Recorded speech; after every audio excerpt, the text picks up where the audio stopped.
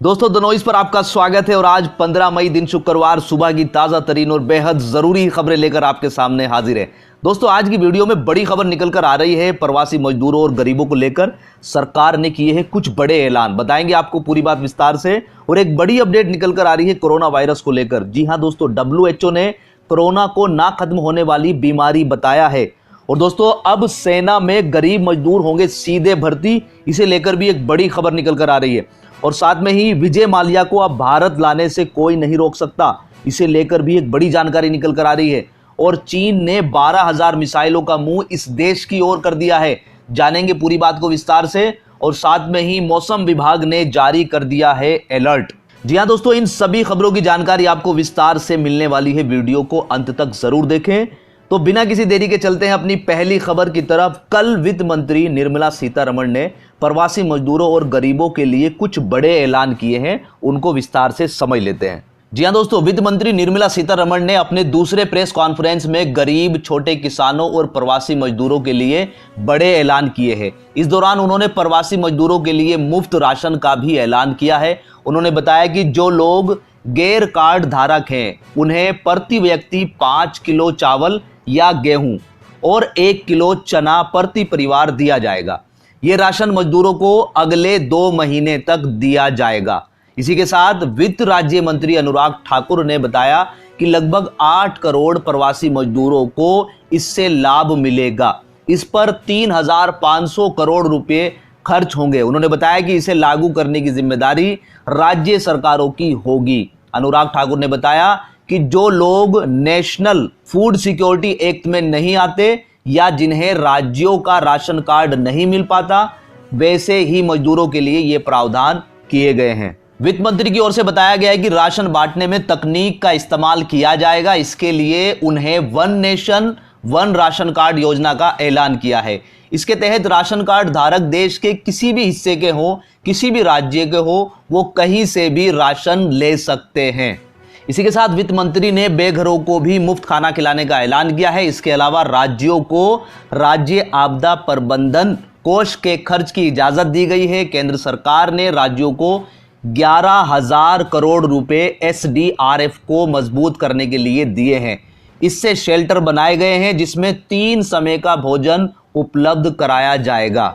तो दोस्तों यहां पर सरकार के द्वारा काफी बढ़िया और बड़ी घोषणाएं करी गई हैं, जिससे सभी गरीब परिवारों और प्रवासी मजदूरों का भला होने वाला है। लेकिन अभी देखने वाली बात यह होगी कि ये जो ऐलान किए गए हैं ये जमीनी स्तर पर कब से काम करना शुरू करेंगे, क्योंकि योजनाएं तो लगातार चलती आ रही हैं। राज्य सरकार भी लगातार दावे कर रही है, केंद्र सरकार भी लगातार दावे कर रही है, लेकिन फिर भी जो जमीनी स्तर से जो तस्वीरें निकल कर आ रही है वो बहुत ही शोचनीय और दुखदायी है। क्योंकि यहाँ पर ज्यादातर प्रवासी मजदूरों का कहना है कि उन्हें जब राज्य में खाना नहीं मिल रहा है तो इसलिए ही उन्हें मजबूरन अपने राज्य में जाना पड़ रहा है। अगर वो राज्य उनके खाने का प्रबंध कर दे तो उनको जाने की कहीं भी जरूरत ना पड़े। यहीं पर दोस्तों अगली खबर एक बैड न्यूज की तरह निकल कर आ रही है कि WHO ने कहा है कि कोरोना वायरस एक ऐसी डिसीज हो सकता है कि जिसका इलाज तो मिल जाए लेकिन वो पूरी तरीके से खत्म ना हो पाए।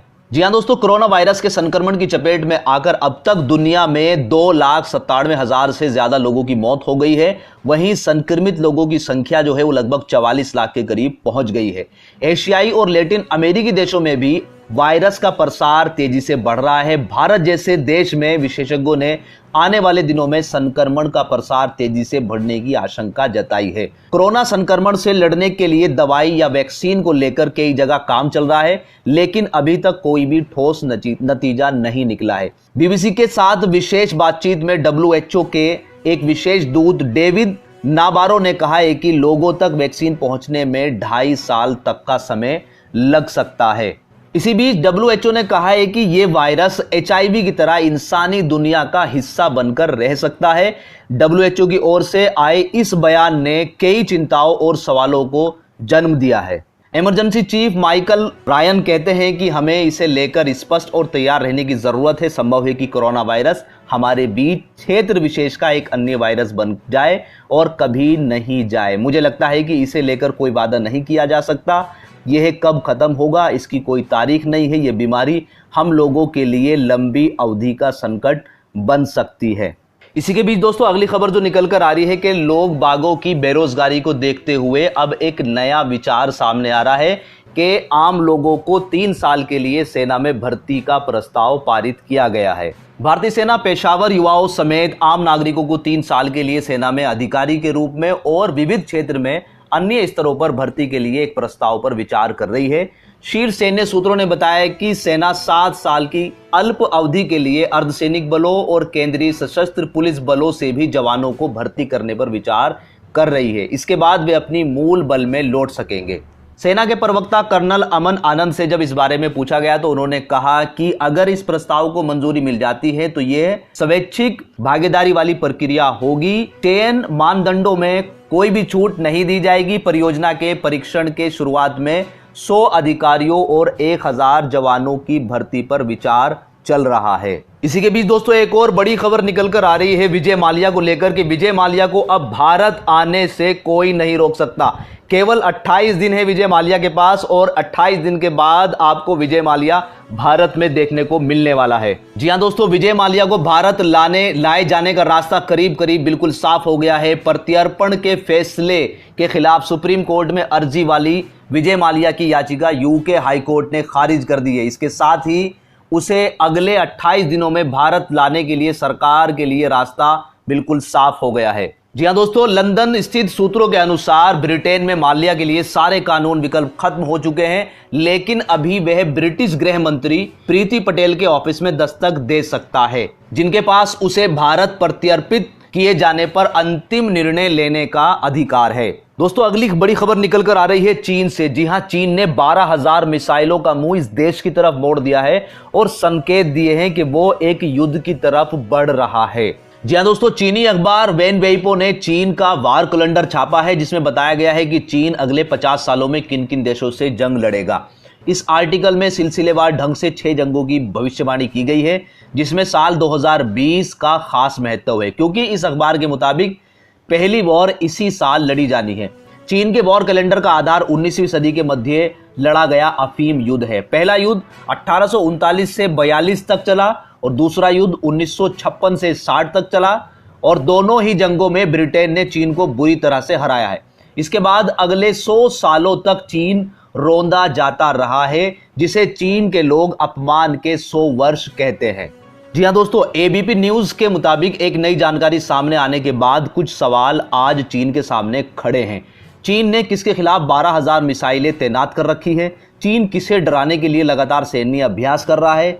इस साल किस देश की वायुसेना में चीन 6 बार जबरदस्ती घुस गया है?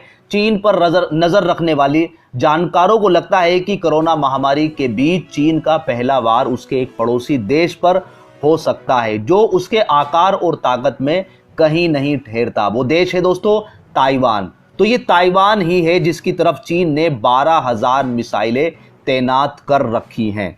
इन न्यूज आर्टिकल के अनुसार अगर ये दावा सही निकल पाता है तो यहां पर चीन के ऊपर एक और सवाल खड़ा हो जाएगा कि कोरोना वायरस को क्या चीन जैविक हथियार के तौर पर इस्तेमाल तो नहीं कर रहा है? क्या कोरोना वायरस चीन के द्वारा एक जैविक हथियार तो नहीं बनाया गया है? इन सवालों का कटघरे में भी चीन खड़ा हो सकता है।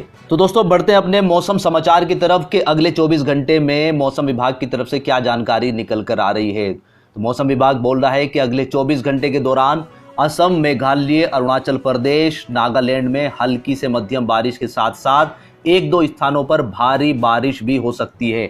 वहीं पर जम्मू कश्मीर, मुजफ्फराबाद, गिलगित बल्टिस्तान और हिमाचल प्रदेश के साथ साथ पंजाब के कुछ हिस्सों में गरज के साथ बारिश की गतिविधियां बढ़ सकती है।